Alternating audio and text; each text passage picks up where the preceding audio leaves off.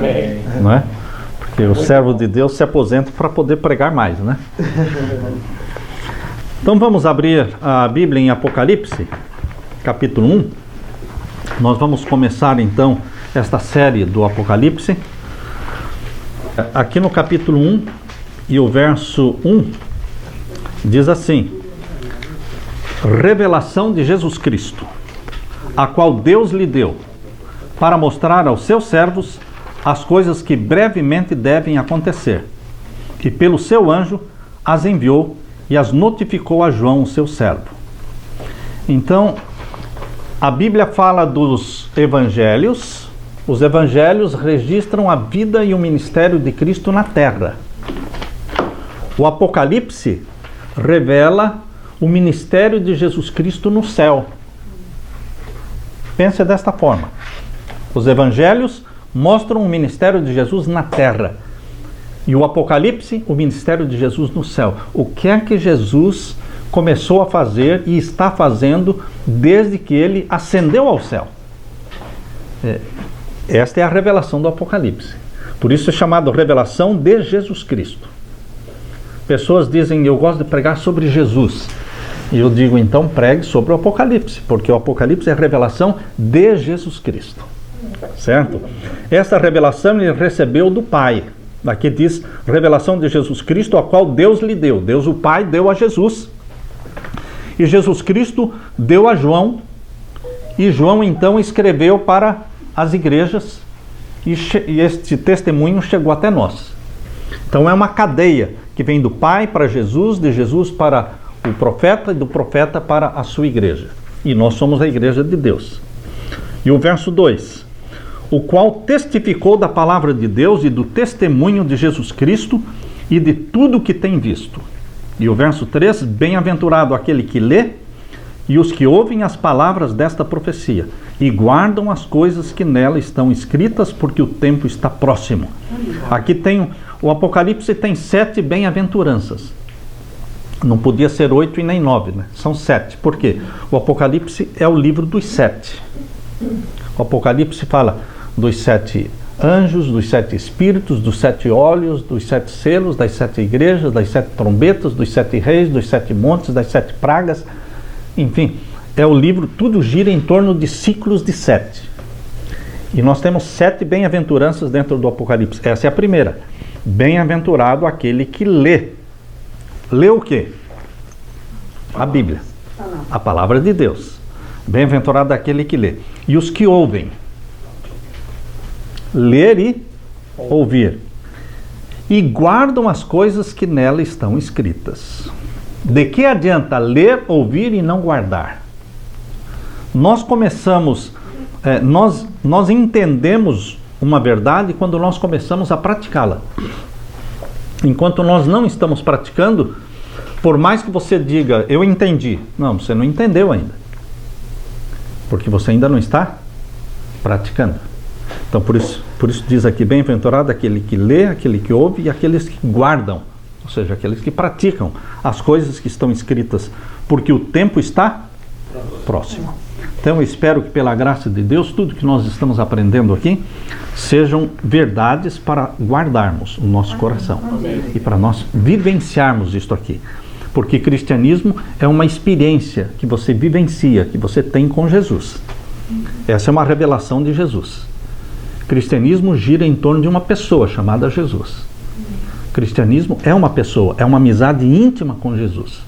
E Jesus revela a vontade dele. E aqui é a revelação que nós começamos a ler hoje, a revelação de Jesus Cristo. O verso 4 diz: João, para as 7 igrejas que estão na Ásia. Então, João escreveu esta revelação de Jesus para as 7 igrejas que estão na Ásia. Aqui nós temos o mapa. A Ásia Menor, hoje é a Turquia. Hoje é a Turquia, a Ásia Menor. E as 7 igrejas para as quais ele escreveu estavam aqui, olha. Éfeso é a primeira, Esmirna é a segunda, e depois tem Pérgamo lá em cima, e depois tem Tiatira, mais abaixo de Pérgamo, e depois tem Sardes, é a quinta, e depois tem Filadélfia, que é a sexta, e tem Laodiceia, que é a sétima. Por que é que Deus escolheu exatamente estas 7 igrejas da Ásia Menor para que João enviasse as cartas que ele recebeu de Jesus Cristo? Porque não existiam somente estas 7 igrejas na Ásia Menor. Existiam muitas outras. Mas Deus escolheu a dedo: Éfeso, Esmirna, Pérgamo, Tiatira, Sardes, Filadélfia e Laodiceia.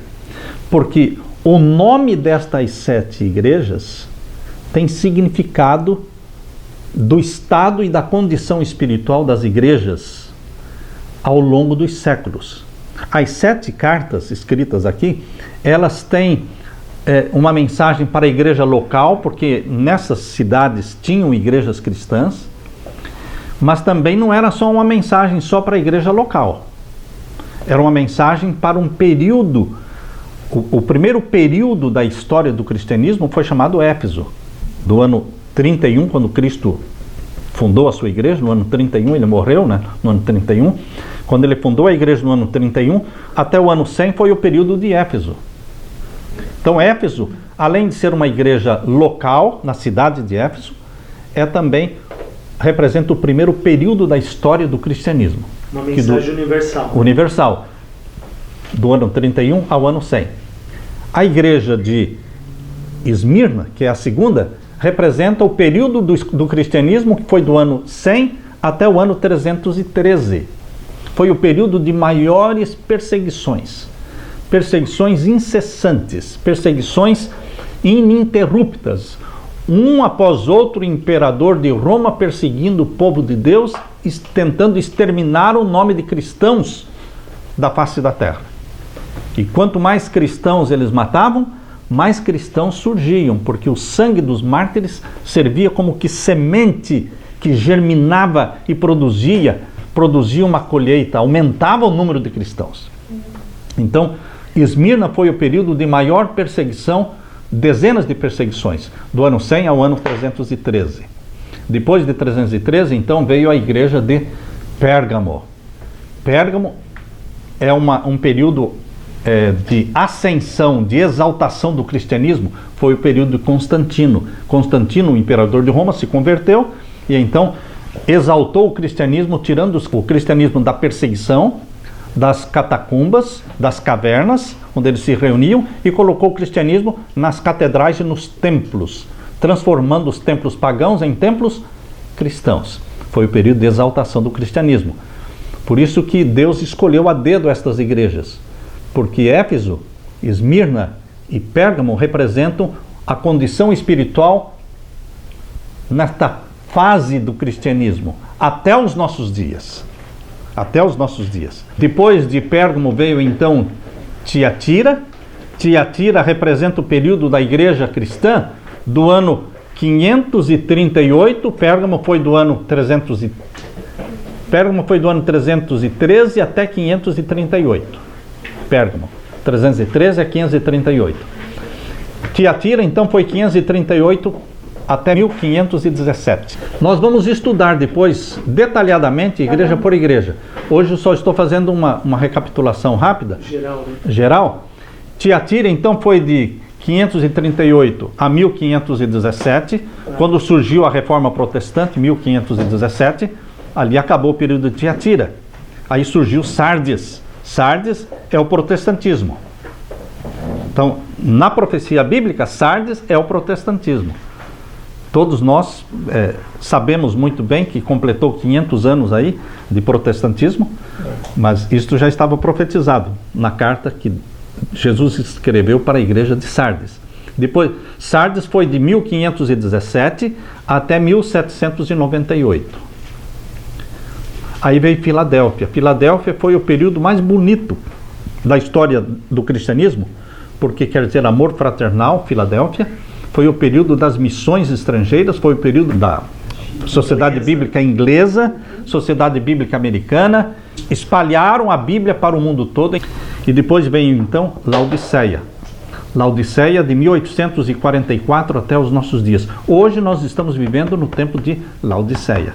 Não tem mais nada depois de Laodiceia, porque Laodiceia é a última fase da história do cristianismo na Terra. Estamos nela. Amém, né? Amém. Estamos nela. Não tem outra igreja. Laodiceia quer dizer povo do juízo. Então, Laodiceia dura até a volta de Jesus Cristo. E Jesus Cristo vai levar para o céu a sua igreja. Amém. Aqueles que ele comprou com seu sangue. Então, queridos, aqui nós temos estas 7 igrejas escolhidas a dedo por Deus para representar a condição espiritual da igreja de Cristo na terra. Aqui diz então o verso 4, capítulo 1, verso 4, João para as 7 igrejas que estão na Ásia: graça e paz seja convosco da parte daquele que é, e que era, e que há de vir, e dos 7 espíritos que estão diante do seu trono. Deus se apresenta diante de você.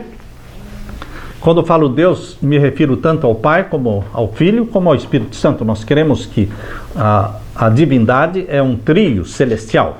É um trio celestial, Pai, Filho e Espírito Santo. Então, quando fala aqui, aquele que é, era e que há de vir. Aquele que é, nos lembra de que ele é o grande eu sou. Amém. Aquele que é, aquele que sempre existiu, ele é eterno. Jeová, né? Jeová, ele é o grande eu sou. Aquele que era, ele sempre existiu. E aquele que há de vir, porque ele vai voltar. Jesus disse: eu irei, mas eu voltarei. Ele há de voltar. E aqui está a promessa. E no verso 5, capítulo 1, verso 5. E da parte de Jesus Cristo, que é a fiel testemunha. Jesus Cristo é a fiel testemunha de quem? Quem é que Jesus Cristo veio? Por que é que Jesus Cristo veio à Terra? Para dar testemunho acerca de quem? Do Pai. Do Pai. Ele veio para revelar o Pai. Ele diz: quem vê a mim, vê o Pai. As obras que eu faço em nome do Pai, pelo poder do Pai. Ele era uma fiel testemunha do Pai. Ele veio mostrar o caráter do Pai, a mente do Pai, o amor do Pai, para que nós entendamos que o Deus do céu não é um Deus irado, mas é um Deus apaixonado pela família humana. Amém. É um Deus que nos ama ao ponto de dar o que de melhor ele tinha, que era o seu Filho unigênito, para morrer por nós. Ele amou o mundo de tal maneira que deu o seu Filho. Jesus veio mostrar que o Pai, Jesus veio mostrar que ele não veio aplacar a ira do Pai.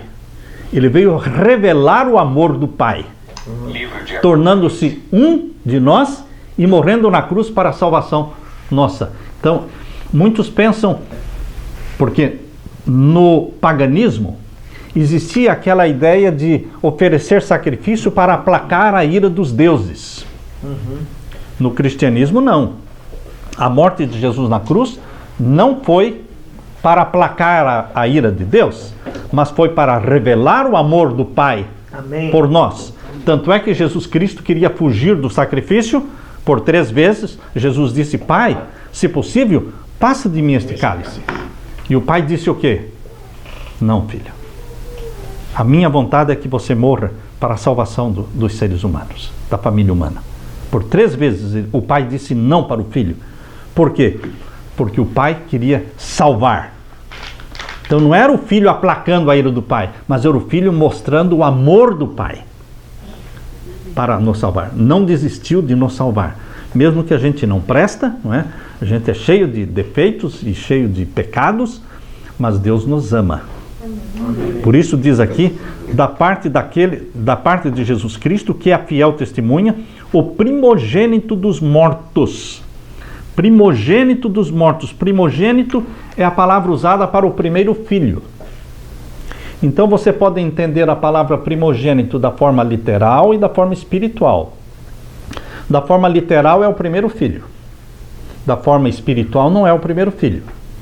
José é chamado de primogênito e não era o primeiro filho, filho de Jacó. José. Jacó é chamado de primogênito e o filho mais velho era Esaú. Mas ele foi escolhido para ser o primogênito. Então na Bíblia tem a palavra primogênito de forma espiritual, que demonstra a excelência de caráter, a dignidade. E isso se aplica tanto a Jesus como também a José, como a Jacó, como a Davi. Davi também não era o filho mais velho, mas era o mais novo, não é? mas ele foi o primogênito da família de Jessé. Salomão também não era o filho mais velho, mas foi o primogênito, escolhido para ser o rei sucessor de Davi, e assim por diante. Então, a palavra primogênito se refere literalmente a Cristo, porque ele foi o primeiro filho de Maria. Primeiro e único filho de Maria. Jesus tinha irmãos e irmãs, mas não eram filhos de Maria.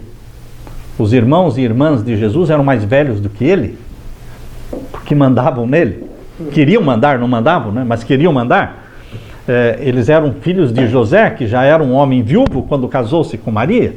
José já era um homem já mais idoso, tanto é que ele morreu logo, não é? Ele morreu logo e ficou Maria viúva, tendo só Jesus. Então, quando Jesus morreu na cruz, não tinha ninguém para cuidar de Maria, porque ela não tinha outros filhos e não tinha marido. Então, Jesus pediu para quem cuidar de Maria? João. Jesus, lá da cruz, olhou para João e disse: João, eis aí a tua mãe. E olhando para Maria, disse: eis aí o teu filho. E João entendeu e cuidou de Maria. Quando João foi preso e foi mandado para a ilha de Patmos, ele estava na cidade de Éfeso. E lá ele morava, Maria morava com ele. Ele passou a cuidar de Maria. A tradição diz que Maria morava em Éfeso com João. E foi de lá que ele foi. Da cidade de Éfeso para Patmos é a questão de umas 4 a 5 horas de barco. 4 ou 5 horas de barco. A minha esposa e eu fizemos essa viagem. A cidade de Éfeso era a maior cidade da Ásia Menor. Hoje ainda é a cidade com as ruínas nos impressionam. Então, quando a Bíblia fala de Jesus Cristo como primogênito, fala tanto no sentido literal, porque foi o primeiro e único filho de Maria, como no sentido espiritual, porque ele, primogênito dos mortos, dentre os que morreram e ressuscitaram, ele é o mais importante. Primogênito dos mortos. Dentre os que morreram e ressuscitaram, ele é o mais digno. Ele é o mais excelente, porque dele dependem todos os mortos. É da vida de Jesus que todos os mortos dependem. Porque através da ressurreição de Jesus, veio a ressurreição de uma multidão que saiu do túmulo. Lá em Mateus capítulo 27, versos 51 a 53. Mateus 27, versos 51 a 53, diz que quando Jesus ressuscitou, uma multidão, ou seja, muitos corpos de santos ressurgiram depois dele. Ou seja, depois de Jesus, muitos ressuscitaram glorificados. E entraram na cidade de Jerusalém dizendo: nós ressuscitamos com ele. Por isso Jesus é chamado primogênito dos mortos, porque ele é o mais excelente dos mortos ressuscitados. Porque é dele que todos nós dependemos para a ressurreição. Primogênito dos mortos. Príncipe dos reis da terra. Como é que Jesus é o príncipe dos reis da terra? Quando fala reis da terra, não está falando dos reis corruptos da terra, mas da nova terra. Da nova terra. Abra sua Bíblia em Apocalipse capítulo 21. Apocalipse capítulo 21. Jesus Cristo é o príncipe destes reis. Apocalipse 21. Falando sobre a Nova Jerusalém. A Nova Jerusalém, capítulo 21, verso 12. Todos acharam? Amém. Capítulo 21, verso 12. E tinha a cidade da Nova Jerusalém, tinha um grande alto muro com 12 portas, e nas 12 portas 12 anjos, e os nomes escritos sobre elas, que são os nomes das 12 tribos de Israel. Em cada porta da Nova Jerusalém, que são 12, tem o nome de uma tribo de Israel. Porque cada tribo de Israel, ou seja, Israel espiritual, porque Deus, depois que Israel literal foi rejeitado por Deus, quando é que Israel foi rejeitado por Deus? Quando eles rejeitaram o Messias. Quando eles rejeitaram o Messias, Deus falou o Israel é aquele espiritual. Todo aquele que tem a fé de Abraão, não o sangue de Abraão, todos aqueles que têm a fé de Abraão fazem parte do Israel espiritual. São pessoas circuncisas de coração. Podem não ser circuncidadas fisicamente, mas são circuncisos de coração. Todos nós que abraçamos a Jesus pertencemos ao Israel espiritual. E todos nós vamos ser enquadrados em alguma tribo. Vamos viver na nova terra e vamos entrar na Nova Jerusalém por um portão onde está o nome da nossa tribo. E essas tribos têm reis, têm líderes. Por isso diz aqui no capítulo 21 e o verso 24. Estão aí o capítulo 21 e o verso 24. E as nações, então, a nova terra vamos ter nações. Mas não são 209 nações, nem 196, são 12 nações, porque são 12 portas. Não tem mais do que 12, nem menos de 12, são 12. 12 tribos de Israel, 12 apóstolos, 12 portas. E o povo de Deus vai ser formado por essas 12 nações que têm reis. Vejam aí no capítulo 21, verso 24, diz assim: e as nações andarão à sua luz, e os reis da terra, vamos ter reis na nova terra, e os reis da terra trarão para ela a sua glória e honra. Os reis da terra virão com a sua tribo, com a sua nação, adorar a Deus na nova Jerusalém. A Bíblia diz que os 12 apóstolos serão colocados em 12 tronos. Abra sua Bíblia aí, não é? Abra sua Bíblia em Mateus, capítulo 19. Capítulo 19 de Mateus, verso 28. Capítulo 19 e o verso 28 de Mateus. Todos acharam? Amém.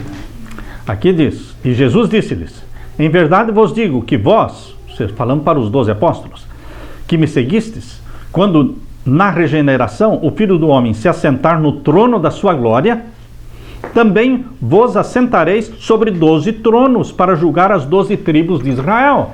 A nova terra estará dividida em 12 tribos, chamadas 12 tribos de Israel, e serão julgadas pelos 12 apóstolos, que terão 12 tronos. Vejam como Deus é organizado, e Deus preparou a nova terra onde você e eu vamos viver. Nós que fomos comprados pelo sangue de Jesus, vamos viver ali.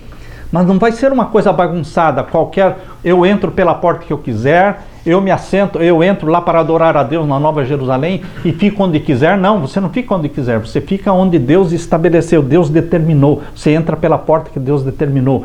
A primeira lei de Deus é ordem. Ordem. A bandeira do Brasil diz ordem e progresso, mas está faltando, né?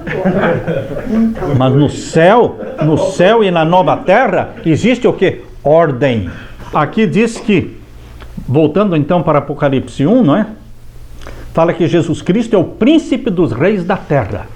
Tem os 12 reis das 12 supernações. Vocês sabem que o plano de Satanás é dividir a terra em 10 supernações, não é? As 10 supernações, os 10 blocos econômicos estão sendo formados na terra hoje. Que é uma nova ordem. É a nova ordem mundial, como dizem, chamam de nova ordem mundial. Mas isto aí, esta é uma contrafação da verdade. Porque Deus fala que Ele tem uma nova ordem mundial, onde o rei, não é, dos reis é Jesus, e Ele é chamado príncipe dos reis da terra, Jesus Cristo. E vão ser 12 super nações. Então Ele é o príncipe dos reis da terra. O final do verso 5 diz: aquele que nos ama, que é Deus, não é?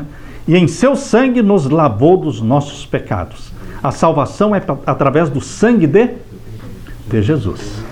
Não há salvação pela guarda da lei, não há salvação por penitências, não há salvação por compra em dinheiro.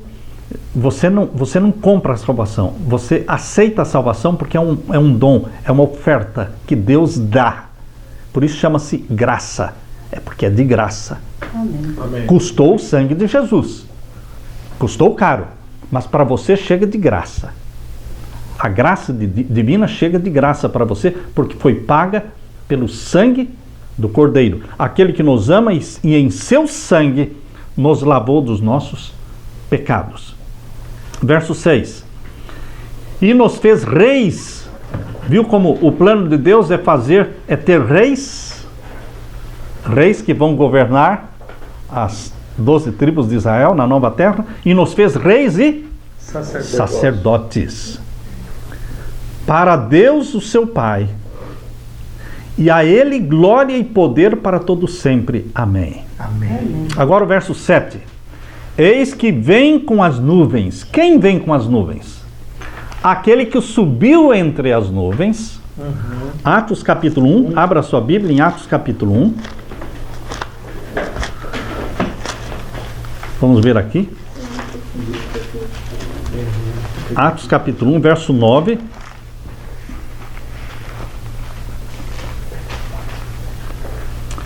Todos acharam? Atos capítulo 1, verso 9. E quando dizia isto, vendo eles, esse vendo-o, esse o se refere a quem? Jesus. Quando Jesus estava no Monte das Oliveiras falando com os discípulos, ele começou a ascender, começou a subir. Por isso diz o verso 9. E quando dizia isto, vendo eles, foi elevado às alturas, e uma nuvem o recebeu, ocultando-o a seus olhos, e estando com os olhos fitos no céu, enquanto ele, Jesus, subia, eis que junto dele se puseram 2 varões vestidos de branco, os quais lhes disseram: varões galileus, por que estáis olhando para o céu? Esse Jesus que dentre vós foi recebido em cima no céu, há de vir, assim como para o céu o vistes ir. Ele vai voltar do mesmo jeito que ele subiu. Ele subiu em nuvens. Ele vai voltar em nuvens. Ele foi subindo até ser ocultado pelas nuvens. Por isso diz aqui no capítulo 1 e o verso 7 de Apocalipse. Capítulo 1, verso 7. Diz o quê? Eis que ele vem com as nuvens. Nuvens de anjos.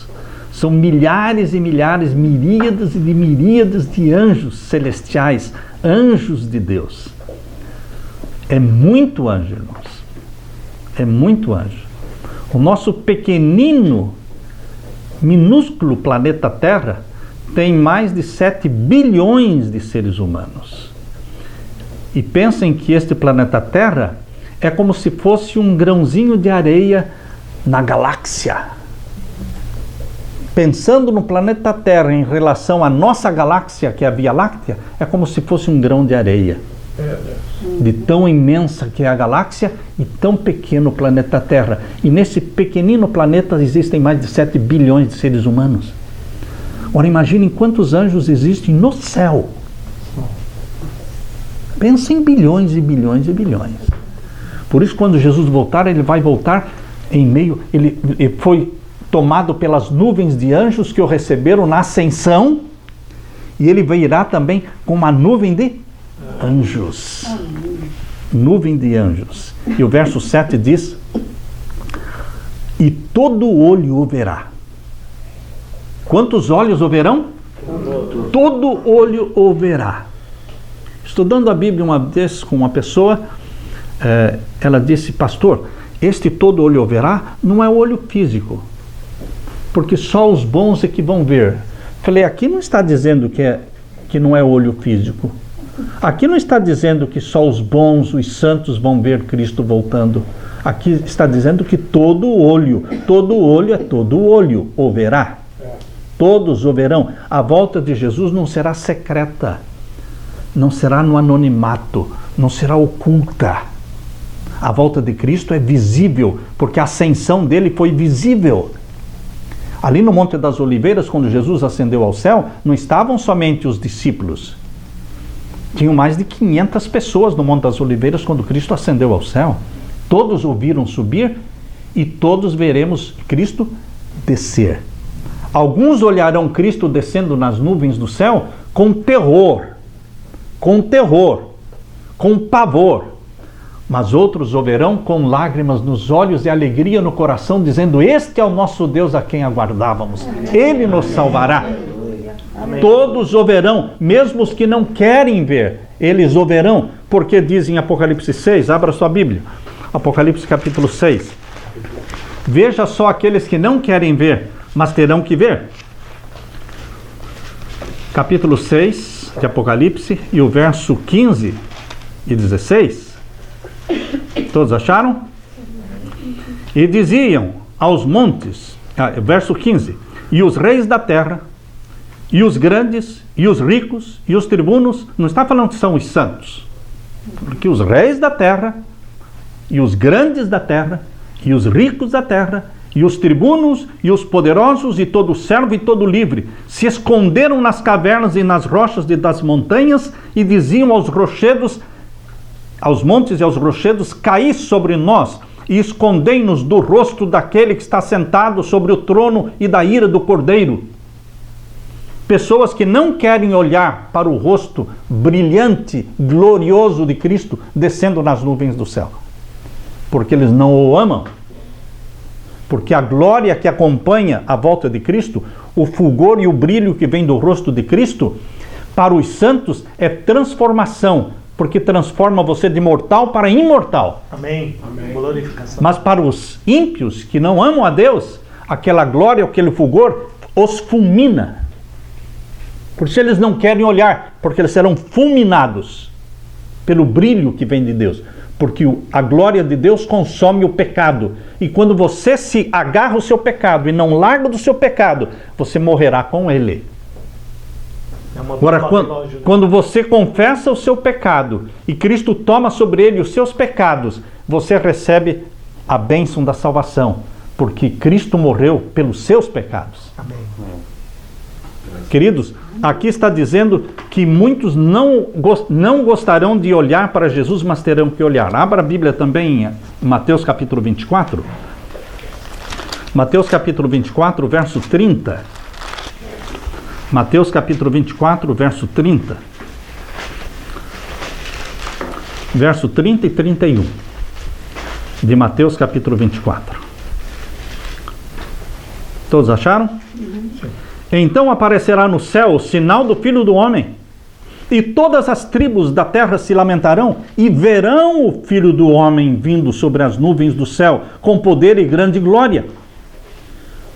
Quantas nações o verão? Todas as tribos, todos os homens, todas as mulheres, todos os olhos o verão. Não é só dos salvos ou dos perdidos, todos o verão. Só que uns o verão com alegria e com vida eterna. Outros o verão com terror, sendo fulminados. Então, vamos ler de novo o verso 13, o verso 30, né? Capítulo 24, verso 30. Porque, queridos, existe muita má compreensão da palavra de Deus quando você lê, mas não entende o que está lendo. E para que você entenda aquilo que está lendo, a gente ora antes de começar a leitura. Quando nos aproximamos da palavra de Deus sem oração, sem ter o espírito humilde de um discípulo para aprender de Jesus, nós não vamos entender. Podemos ter doutorado e bacharelados, mas não vamos entender. Mas se nós nos aproximamos da palavra de Deus com referência, como fazia Martinho Lutero, que nunca abria a Bíblia sem primeiro orar, então a palavra de Deus se torna clara para nós. E aqui no verso 30 diz: então aparecerá no céu o sinal do Filho do Homem. Quando Cristo voltar, ele volta como Filho do Homem. Ele ama esse título Filho do Homem, porque ele retém para sempre a natureza humana. Amém. Ele tem a natureza divina, mas ele renunciou à forma divina e retém para sempre a forma humana. Eternamente, para todo sempre, a forma do Filho de Deus será forma humana. Ele se ligou a você por um laço que jamais se romperá. Amém. Ele se ligou a nós por laços que jamais se partirão. Porque Deus amou o mundo de tal maneira que deu o seu Filho unigênito, não o deu por 33 anos. João 3,16 diz que Deus o deu para sempre. Ele é um conosco. Ele é Deus conosco. Um conosco. Emanuel. Ele é um conosco. Eternamente Jesus Cristo é membro da família humana para todo sempre. Amém. Isso alterou o trio celestial. Porque Jesus Cristo, antes de nascer da Virgem Maria, ele tinha a forma divina somente. Não tinha forma humana. Mas quando ele assumiu a forma humana nascendo da Virgem Maria, ele continuou sendo Deus, mas com a forma humana. O único rosto divino que você conhece e eu conheço é o rosto de Jesus.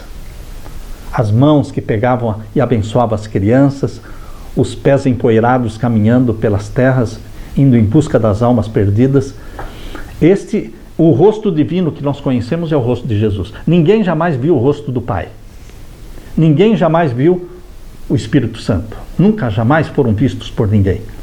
Mas o Deus Filho, ele se fez carne. Para sempre ele se fez carne.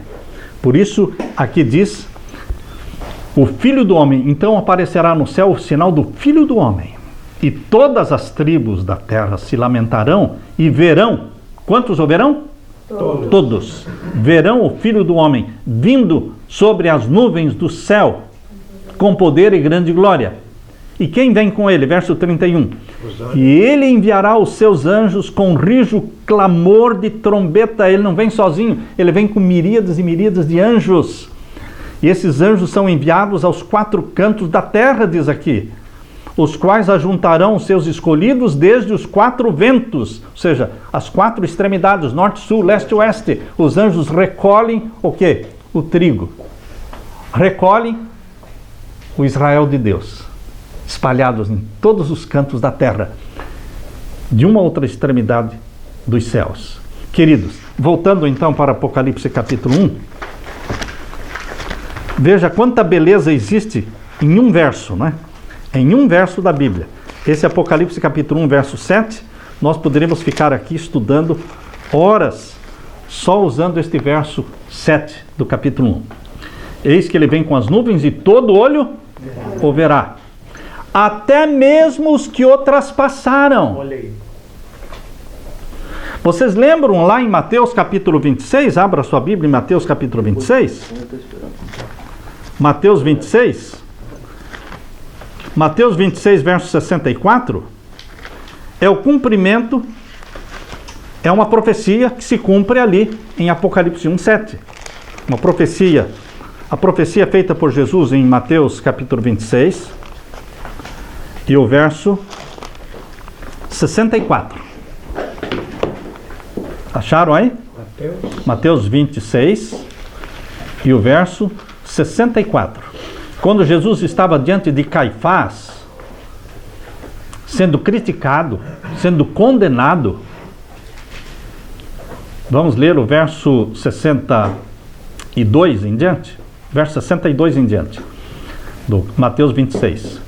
E levantando-se o sumo sacerdote, disse-lhe: não respondes coisa alguma aos que estes depõem contra ti? Jesus, porém, guardava silêncio. E insistindo, o sumo sacerdote disse-lhe: conjuro-te pelo Deus vivo que nos digas se tu és o Cristo, Filho de Deus. E o verso 64, disse-lhe Jesus: tu o disseste. Digo-vos, porém, que vereis em breve o Filho do Homem assentado à direita do poder e vindo sobre as nuvens do céu. Você, Caifás, você vai me ver vindo nas nuvens do céu. E quando Caifás ouviu esta palavra de Jesus, verso 65, então o sumo sacerdote rasgou seus vestidos, dizendo: blasfemou. Blasfêmia. Mas Caifás vai ressuscitar para ver quem foi aquele que ele mandou matar. Vereis o Filho do Homem vindo nas nuvens do céu. Por isso diz aqui, queridos, no verso 7, ainda estamos no verso 7, não é? Eis que vem com as nuvens, em todo olho o verá, até os mesmos que o traspassaram. Os soldados que pregaram os cravos nas mãos de Jesus, o soldado que furou o lado de Jesus, Caifás, Pilatos, eles serão ressuscitados para verem quem eles mataram, que realmente foi o Cordeiro de Deus que tira o pecado do mundo, o Messias, que eles rejeitaram. Pilatos rejeitou o Messias, mas não rejeitou sem ter uma oportunidade de aceitá-lo como Salvador, porque Deus deu um sonho para a mulher de Pilatos, dizendo, e ela, no sonho ela viu Cristo sendo crucificado, Cristo sendo ressuscitado, Cristo ascendendo ao céu e Cristo voltando em poder e glória como Rei dos Reis. Tudo isso ela viu no sonho. E ela ficou apavorada, escreveu um bilhete para Pilatos, e quando Pilatos estava na dúvida de condenava ou não condenava, ele recebeu o bilhete, e no bilhete ela dizia: eu tive um sonho, e muito sofri no sonho por causa deste homem. Não entres na causa deste justo. Não entres na causa deste justo.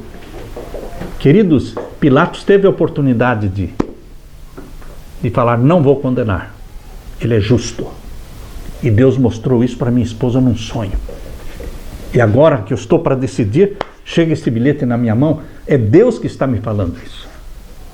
Mas ele, por amor ao trono, condenou Jesus. E depois de condenar Jesus, ele foi deposto. Cristo morreu no ano 31, Pilatos foi deposto da posição de governador romano na Palestina no ano 36. E foi mandado para o exílio. E no exílio, sem as riquezas do mundo e sem a salvação, ele perdeu a esperança da vida e suicidou. Queridos, todos nós temos a oportunidade de salvação. Amém. Ninguém morre sem ter a oportunidade de se salvar. E Deus não vai cobrar das pessoas aquilo que elas não sabem.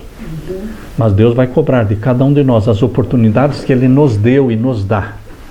Porque o Espírito Santo fala comigo, fala com você, fala com todas as igrejas, mesmo com pessoas que estão no budismo, no hinduísmo, no islamismo. O Espírito Santo, ele transcende paredes de igrejas, queridos. O Espírito Santo está além das paredes de igrejas cristãs, ele está penetrando nas religiões não cristãs. Está fazendo discípulos para Jesus lá dentro. Amém. Assim como o centurião que assistiu à morte de Cristo, ele se converteu. Porque quando Cristo morreu, o centurião que estava ali olhando para Cristo, ele disse: verdadeiramente este era o Filho de Deus. Ou seja, Cristo morreu salvando. Cristo ressuscitou salvando e continua salvando. Amém. Eu quero terminar com vocês então dizendo aqui no verso 7, não é? No verso 7, eis que ele vem com as nuvens, ele vem mesmo, e todos saberão quando ele vier. Não tem como ficar desconhecendo. A volta de Jesus não precisa ser anunciada pela televisão ou pelo jornal. Todos saberão quando ele chegar. Mas lembre-se que antes de Jesus chegar, quem vai chegar primeiro é Satanás, dizendo: eu sou o Cristo. E muitos que não estudam a Bíblia serão enganados por Satanás. Adorarão Satanás como se fosse Cristo. Porque ele vem com a mesma voz, com os mesmos sermões, fazendo os milagres. Queridos, eis que ele vem com as nuvens, e todo olho verá, até mesmo os que ultrapassaram. E todas as tribos da terra se lamentarão sobre ele. Sim, amém. Eu sou o Alfa. Jesus está falando: eu sou o Alfa e o Ômega. Alfa é a primeira letra do alfabeto grego. Ômega é a última letra do alfabeto grego. Ele está dizendo: eu sou o princípio e eu sou o fim. Antes de mim não existe Deus, e depois de mim também não. Eu sou o início, eu sou tudo. Jesus Cristo, eu sou o Alfa e o Ômega, o princípio e o fim, diz o Senhor, que é, que era e que há de vir, o Todo-Poderoso. Eu me regozijo ao pensar que este Todo-Poderoso é meu irmão, é seu irmão chamado Jesus Cristo. Ele é o Todo-Poderoso. E lá em Hebreus diz que ele não, capítulo 2 de Hebreus, diz que ele não se envergonha de nos chamar de irmãos. Ele é o nosso irmão. Que ele veio como fiador nosso, pagou o preço, e agora ele volta para nos buscar, nos resgatar, nos levar para o céu. Amém? Amém. Eu quero que você esteja lá. Ele quer que você esteja lá. Amém? Amém. Deus seja louvado. Amém.